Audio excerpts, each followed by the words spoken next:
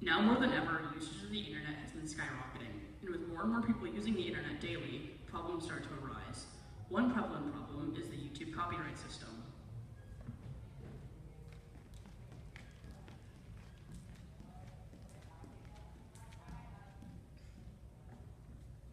YouTube copyright system is a very controversial topic around the web. Many users have complained about executives from Hollywood and other TV shows have been abusing the powers.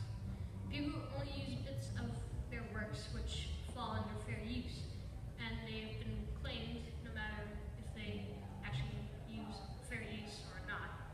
And usually what qualifies as fair use is if you use bits of content for critiquing, reviews, or education. But the copyright system for YouTube allows claimants to claim those videos even though they haven't broken any laws. Even if the claim proves to be false, the claimant gets revenue from the video generated while the process of the claim is going on. Speaking of websites, there have recently been rules set up around the internet that providers are throttling or slowing down connections to certain websites because they've been associated with competitors like Netflix.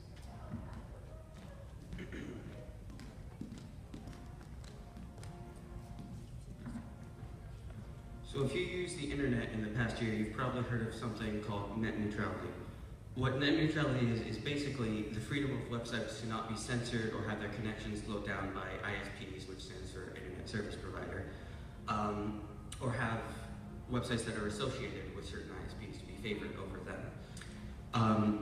And the FCC, which is the Federal Communications Commission, they work with the US government, they tried to stop this last year they tried to stop this by voting on reclassifying the internet and bandwidth connection as a utility under the Title II of the Communications Act of 1934, with some exceptions of it.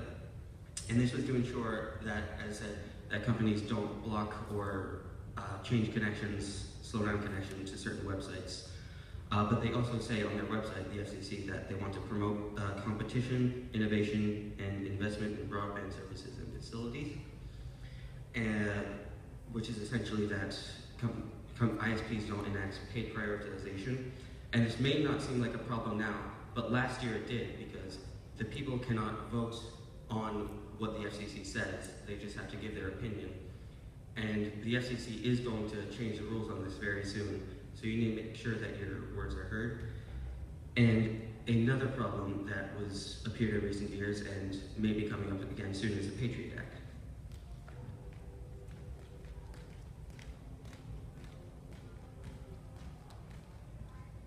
When the Patriot Act was first issued by George Bush in 2001 after the attacks on 9/11, it granted the NSA the right to view phone call and text message records of US citizens. Not many people knew the extent to which the NSA was collecting this information, only they would help protect against terrorist attacks. And it does help. It allows the NSA to get a search warrant without too much trouble and view suspected terrorists, search histories, and any other information they need. Not until Edward Snowden came along did Americans really know the extent to which the NSA was really performing this operation.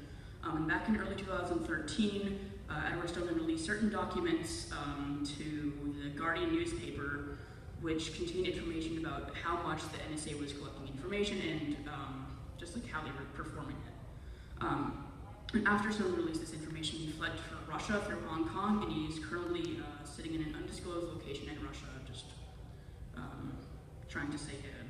I mean, due to the current problems with the internet, it should be in the best interest of the government and private companies to limit the